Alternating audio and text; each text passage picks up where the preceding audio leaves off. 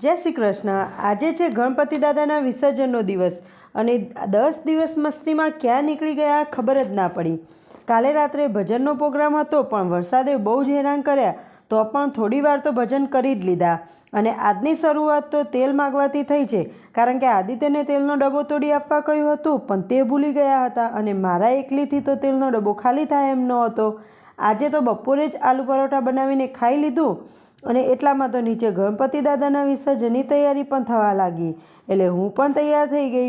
આજે અમારે બધાને એક જ સરખા કપડાં પહેરવાના હતા, એટલે ગરબા ગાવામાં અને ફોટા પાડવામાં તો ભાઈ બહુ જ મજા આવવાની હતી।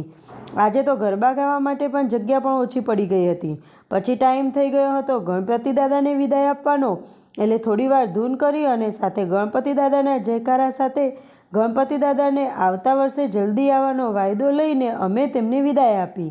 ઘરે આવ્યા ત્યારે વરસાદના કપડાં પણ ભીના હતા અને ગુલાલ પણ લાગેલો હતો, એટલે મારી હાલત તો કંઈક આવી થઈ ગઈ હતી।